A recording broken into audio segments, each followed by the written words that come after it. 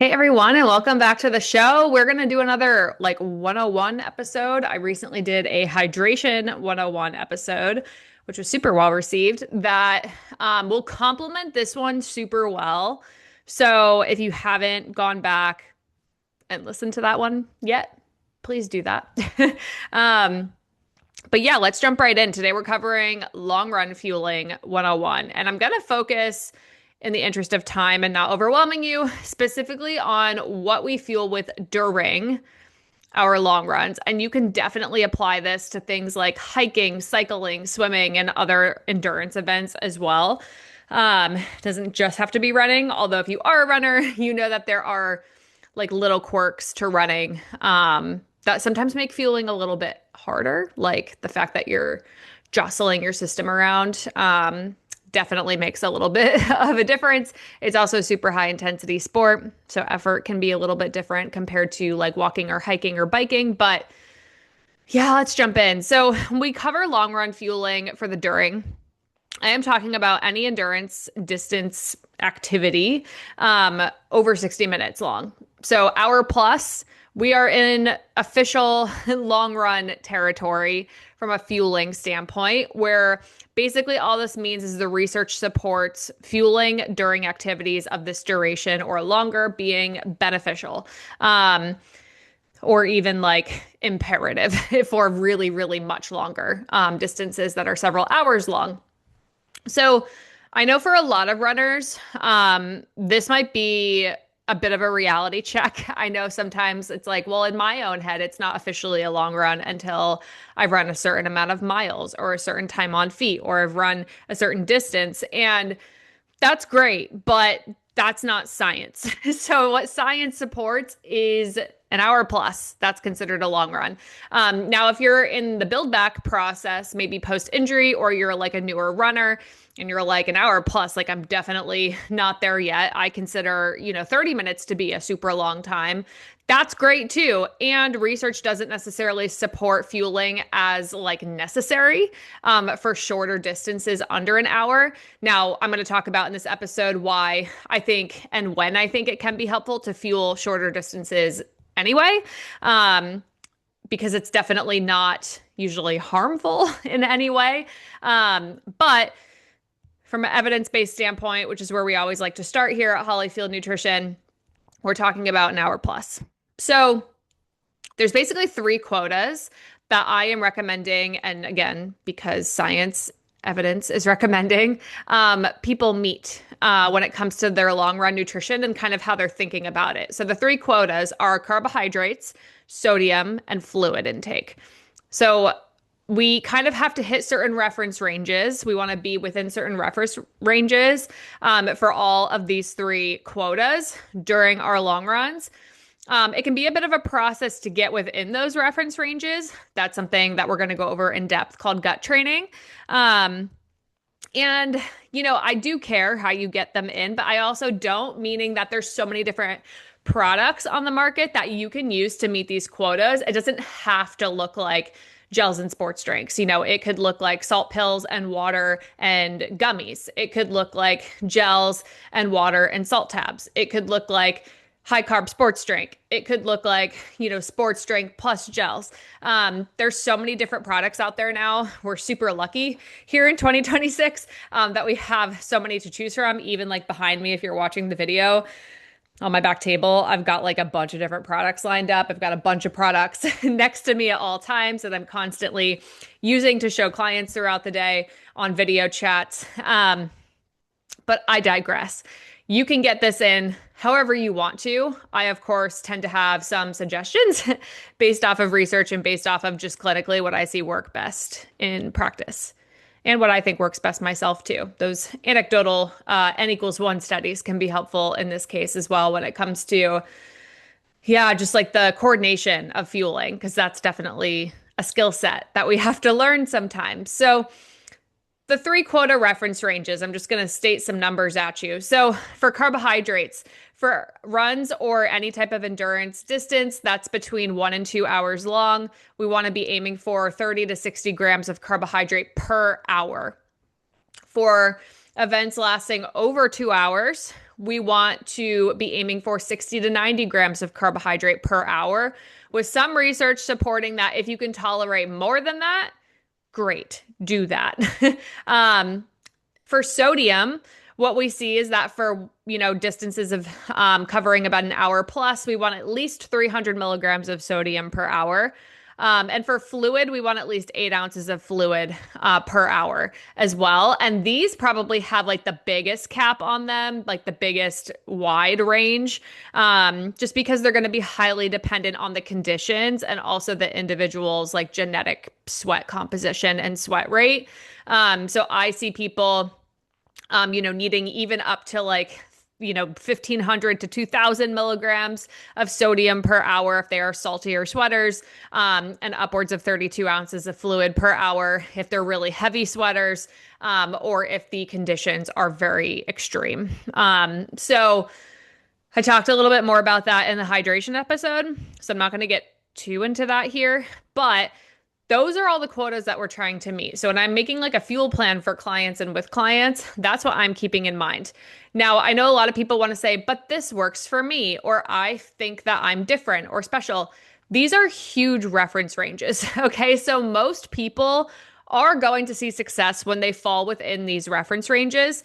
And the nuance that comes with individualization of fuel plans to an individual can very much be within these reference ranges. I have some clients who do really well on 60 grams of carbohydrate per hour, as 3-hour marathoners. I have clients who do a lot better on 90 grams of carbohydrate per hour as 3-hour marathoners.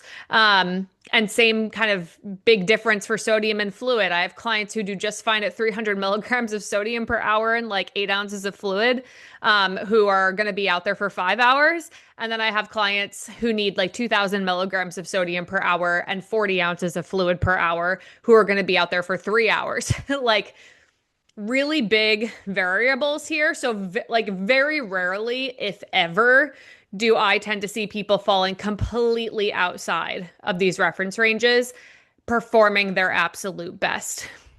Now, I'll talk about some of the troubleshooting that we usually do. That oftentimes I think if people aren't understanding of how to troubleshoot this process, how to train their gut properly, and they're not getting support with that or proper support with that, or they've been victim to misinformation around fueling, I will see them give up on the process, and never fall within these reference ranges. And unfortunately, probably never reach their potential, or run into long-term issues and end up having to work with me 5 or 6 years later to undo a lot of that, which is unfortunate.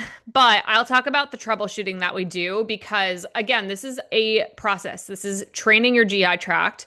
This is a lot bigger than just what you're taking during your long runs. So let's talk about it. So the process of training your gut takes some time. There's a lot of different factors that we want to consider when we're starting to figure out how we want to incorporate fuel into someone's, runs. So that's the conditions. Is it going to be hot? Is it going to be humid? Is it going to be really cold? Is it going to be windy? Are you going to experience like all of the above because you're doing, a 12-hour trail ultra in the mountains? Are you going to be experiencing like a treadmill situation? What's that like? What's the humidity like? All that good stuff. What is your sweat composition and sweat rate like? That's something that we go over. I talk about that a lot, again, in the Hydration 101 episode. So go check that out if you missed it. Intensity. How hard are we running? Again, is this an easy run? Is this a run with a lot of walk breaks? Is this going to be a marathon specific long run workout? Is this going to be a half marathon race effort where we're going all out? Is this an Ironman where we're going all out the whole time? Like intensity definitely matters and gets factored into how we go about practicing this. Logistics. This is a really big one. We touched on this in the ultra fueling episode I just put out with Claire Shorenstein, because logistics matters a ton. Are you going to use aid stations? Are you going to carry everything on you? Do you have the ability to do that? I've worked with people who have done like 50K swims where they can't touch the bottom and they have a kayak support.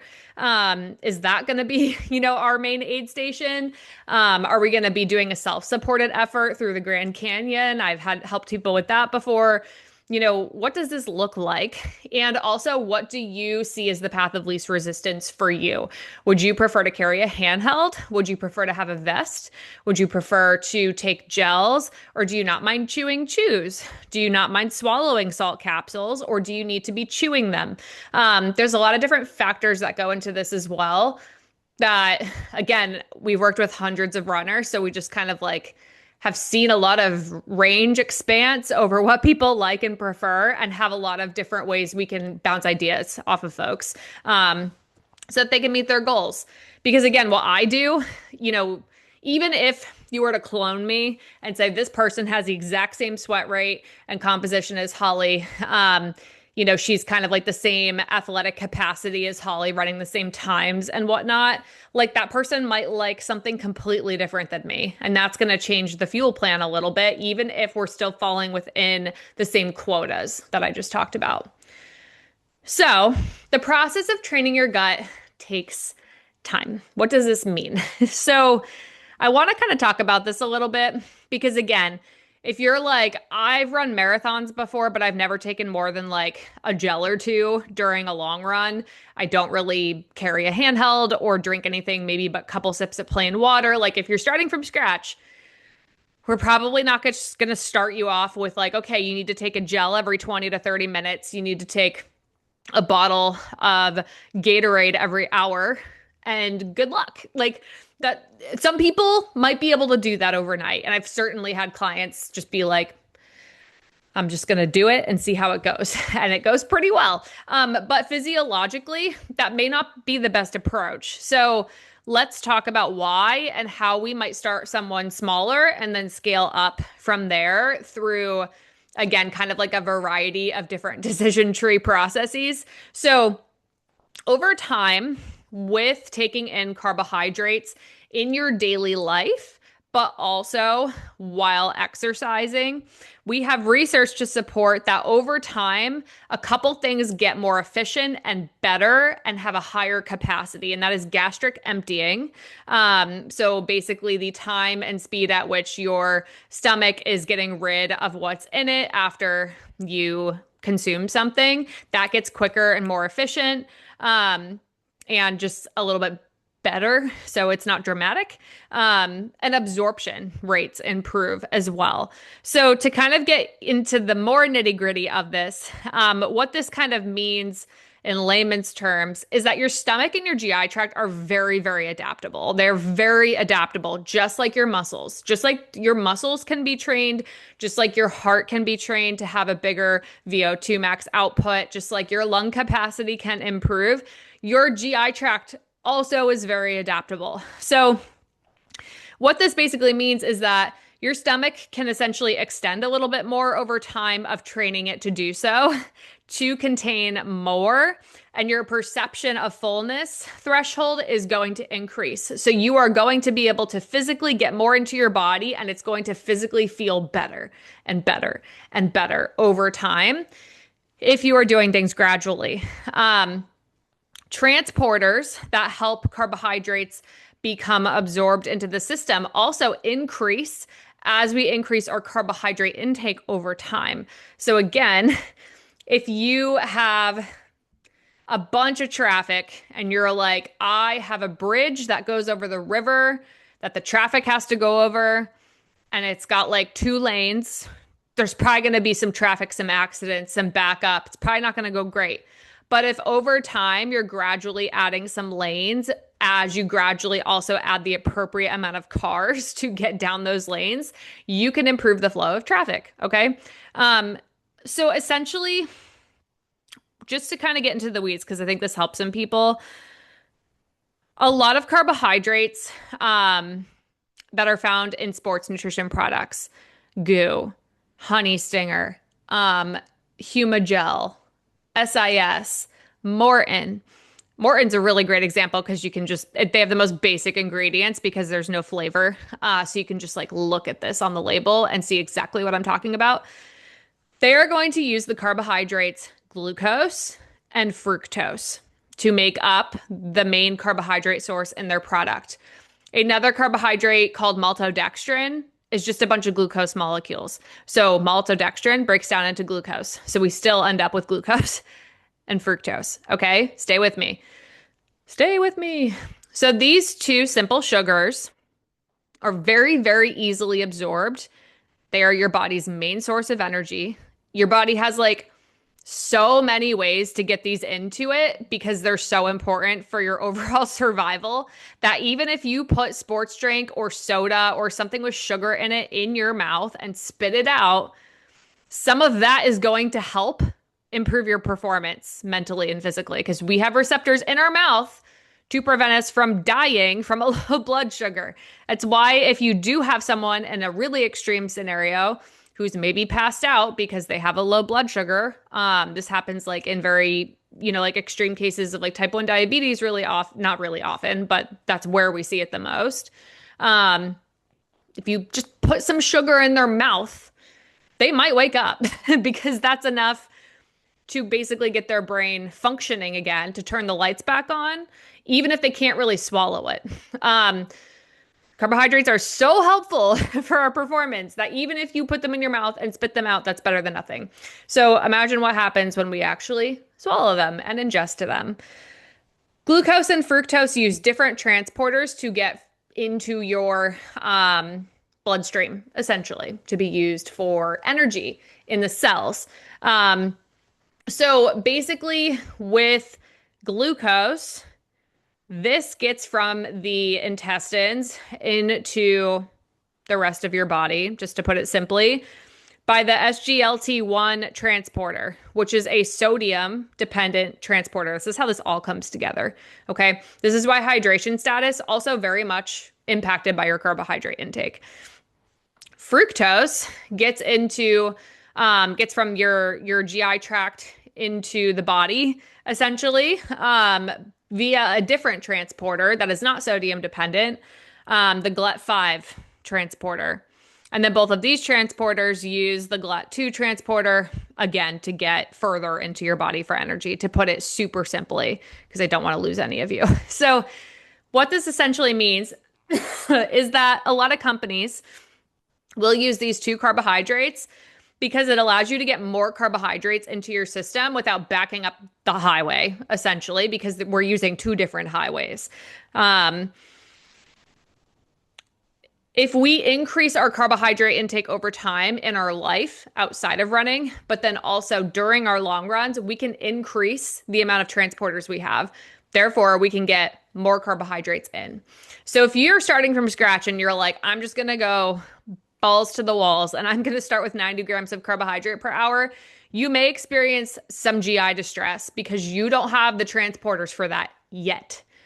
So we may want to start with 30 grams of carbohydrate per hour and do that for a few weeks and then increase to maybe like 50 grams of carbohydrate per hour and do that for a little while and then increase to 70 grams of carbohydrate per hour. We want to do this gradually over the course of several weeks and months so that by the time we are in our peak training weeks, we are at race day, we are at the hardest part of our training, we are able to tolerate the fuel we need to properly train and recover from that work and do as well as possible, potentially, in our race.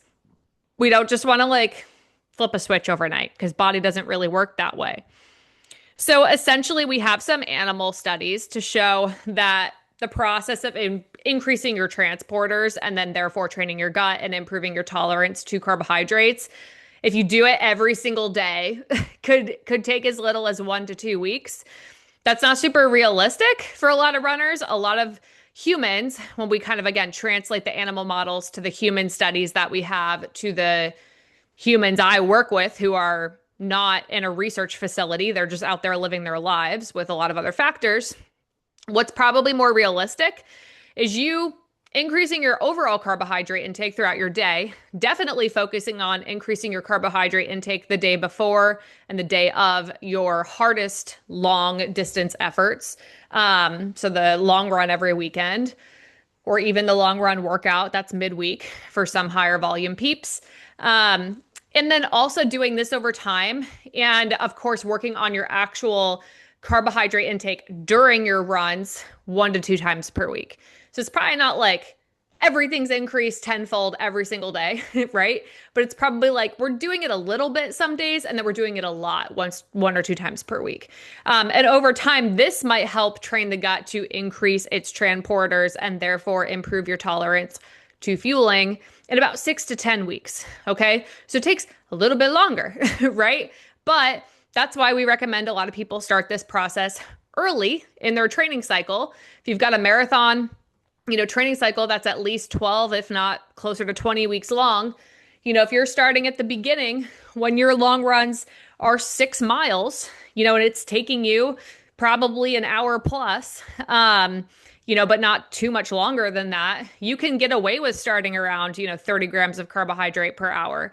That's easy. That's just you taking in a bottle of sports drink or one gel with some water during that run. And therefore, that's also appropriate to match the intensity of that run. And we can increase the fueling and also the intensity over time without you falling behind. Now, where a lot of clients come to us is they're already at the point in their marathon training where they're doing like 13-mile long runs. So they're like, past half marathon distance, and they're taking in 30 grams of carbohydrate on their long runs. Now we're a little behind. Okay. We can improve this, before your race. We probably have 6 weeks to work on it, before your race at this point, and we can certainly improve it. But you might not be at your fullest potential this training cycle if we run into some of those troubleshooting issues. So troubleshooting issues. Let's talk about those. So essentially, GI issues are one of the biggest factors that we face in practice as dietitians in helping people improve their fuel plan. It's GI issues. It's just not wanting to, being resistant to carrying things. And I always am like, don't be a little bee. Carry your fuel. Carry your hydration. You signed up to do a marathon. You signed up to do hard things. Don't stop within your comfort zone now. We have to, do the whole thing if you actually want to get the most out of this process and actually challenge yourself, even if it's uncomfortable, to carry a handheld bottle or wear a vest or take a gel. This is me asking you to challenge yourself. Don't be a little bee. Challenge yourself. Think of those words when I say them. We can't just sign up to be like, I'm going to push my comfort zone and I'm going to do hard things, but only within my comfort zone. Okay. We have to push outside of our comfort zone in many different ways. So that's a big one too.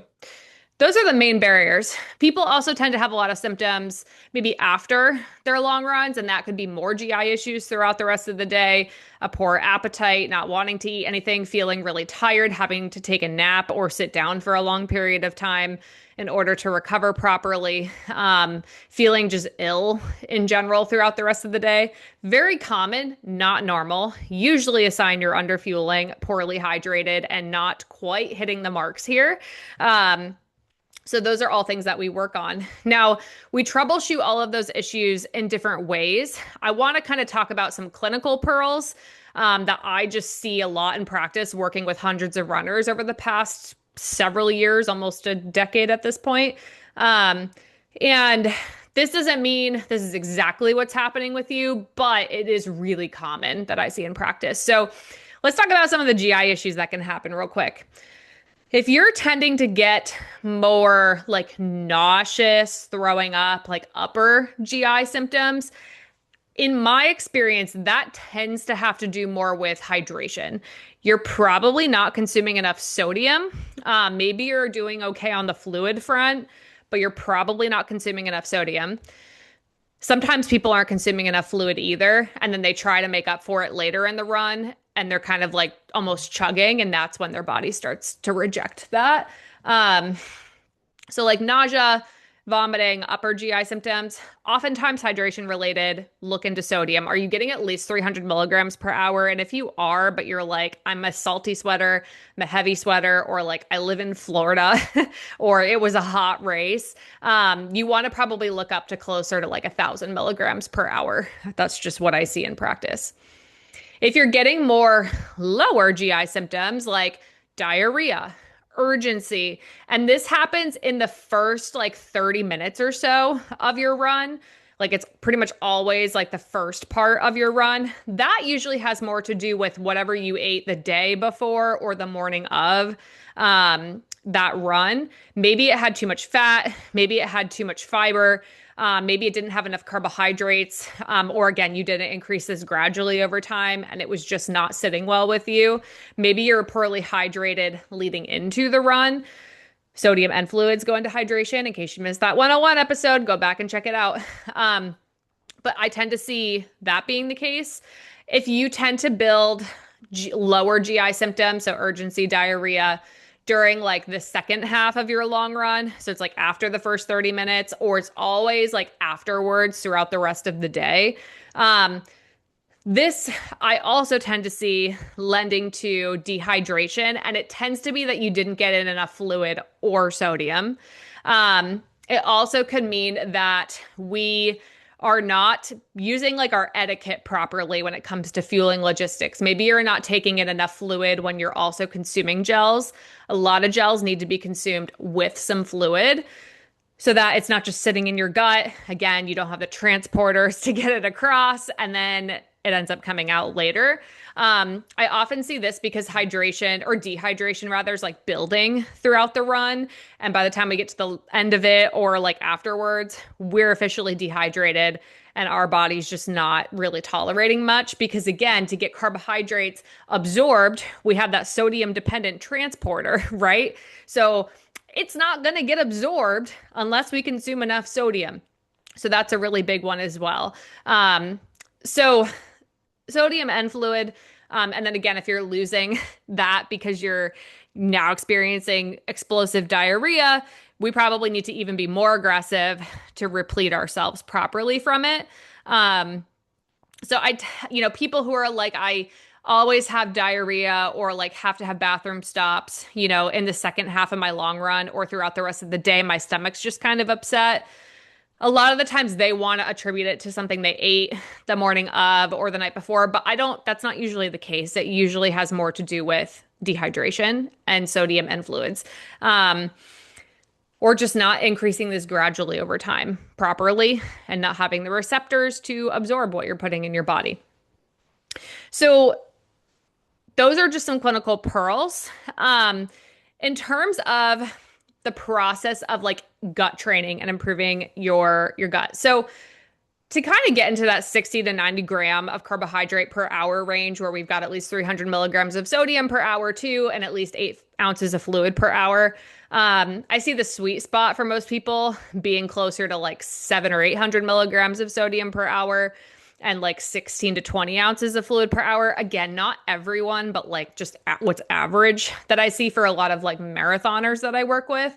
To get into that range, we're probably starting lower than that, okay? Especially from a carbohydrate standpoint. Not so much hydration, but from carbohydrate, especially.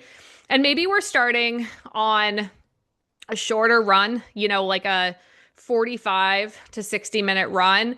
We're just like putting a scoop of sports drink like Scratch or Tailwind or Gatorade Endurance or whatever you want to use on race day, so that we want to consider that, into a 16 to 20 ounce handheld bottle.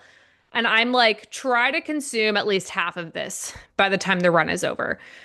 If we're starting from scratch and like we don't usually take anything. And then if that goes okay, maybe we're increasing to, okay, now let's add like a gel at the halfway point, or half a pack of gummies. And let's kind of increase that. Okay, now the runs are starting to get a little bit longer. So now let's try to make sure we finish that bottle by the end of the long run. And then let's try to take maybe a next time, then let's maybe try to take a gel every like 30 to 40 minutes, or take half a pack of gummies every 30 to 40 minutes. Or, oh, you don't like taking only gummies? Maybe sometimes we take gummies, sometimes we take gels. Let's play around with alternating. Um, until over time, we're combining a lot of product usually to get into that 60 to 90 gram of carbohydrate per hour range. A lot of the times you do want to combine product because, for reference, most gels have between 20 and 40 grams of carbohydrate in them. A lot of the classic ones like Goo, Huma, Hammer, Honey Stinger, those classic gels, a lot of them have closer to like 20 to 25. So if you're only taking two of those an hour, you're not in the 60 to 90 gram range of carbohydrate per hour unless you add a carbohydrate containing sports drink like Scratch, Tailwind, or Gatorade Endurance, or you take more gels, like you're taking one every 20 minutes instead of every 30. So again, a lot of different ways we can go with this, but that's kind of where we like to start. And then once you're comfortable taking that amount of carbohydrate, like you're in the reference range, it doesn't need to even be like you're at the high end of the reference range, because we might not need to be, depending on the person and the intensity. But once you're in the reference range and it's relatively comfortable, easy pace, or maybe you're always doing walk breaks to take your gels, all that good stuff. If your goal is to run hard on marathon day or half marathon day or whatever it is, okay, now we need to start practice taking the fuel during like the tempo effort of your workout, because that's hard, right? Like our gut is perfusing more blood away from it to our muscles. Our body is, shunting blood away from the GI tract to the things that are working super hard, which is the muscles and the cardiovascular and respiratory system. So we need to train our body to say, just bring a little bit back so we can digest this carb real quick. And that's going to help us keep going at that harder effort, because as effort increases, as intensity increases, our need for carbohydrates increases. So then we need to start practicing those physiological factors and training our body to do it properly over time, but also logistically. Maybe you discover, I really liked taking the gummies, but once I'm running a certain like effort, it's really hard to chew and breathe at the same time. So maybe I'll switch to gels or fluid or both or whatever it is. So logistically too, it can be really important just to practice the skill of fueling at those harder efforts, so that come race day, you're not like, oh shoot, I've never done this before. Okay. Again, if you're planning to run easy or walk during your fuel breaks on race day, okay, maybe you never need to train this as much. But I know a lot of people are like, oh no, I want to just be as efficient as possible. I do not want to have to stop on race day. So we need to make sure we don't, again, shy away from that. Don't be a little bee. Do the hard thing and take the gel during the 3-mile tempo segment of your 20-mile workout. Okay. Don't wait until the easy miles to take the gel. We want to time it so that we're taking it while it's hard on purpose, because training. So that's something that we work on as well, is like the race day and race effort simulation, and doing that at least a few times so that, again, we're still kind of training our system to be good at that.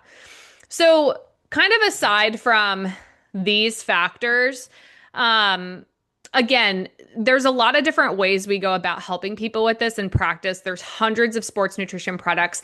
Some of my takeaways here are that if you're not tolerating fueling on a long run, these products, I know it's trendy, and I used to say shit like this too. Sorry for swearing. When I was a newer runner, and not yet a sports dietitian, I was just a regular dietitian.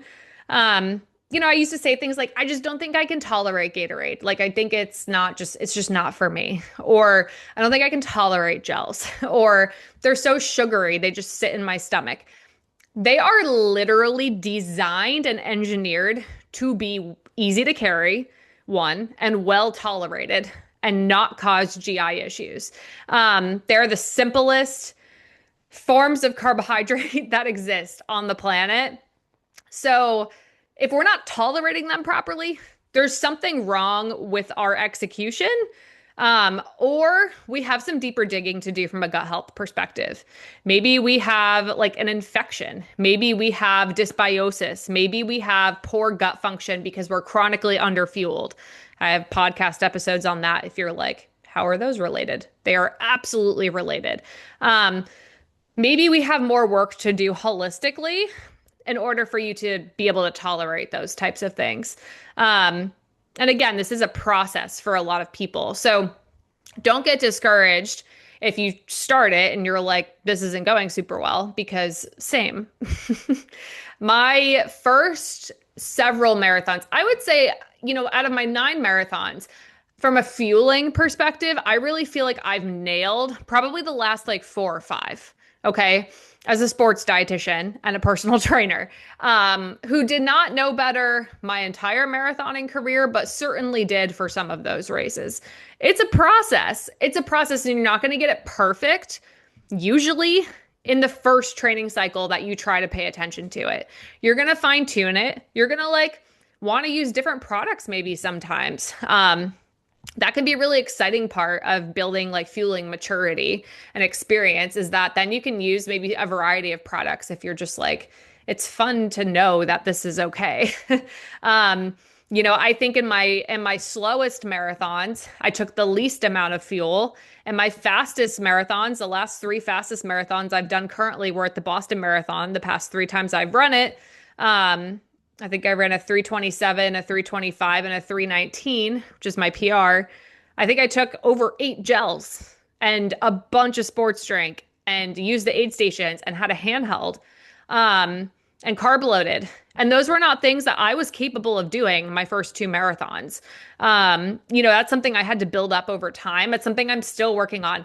If I have to take a period of time off from long distance running, so if like my long runs aren't going to be much over an hour for a long period of time because I'm either in an off season, just like after a marathon, or like I am recording this right now, I'm super pregnant. So like just running looks a little different than it did before I was pregnant, postpartum. Like it takes some time for me to be able to get back up into those reference ranges. That's totally normal. I think I have an easier time doing it than I used to because I've done it before.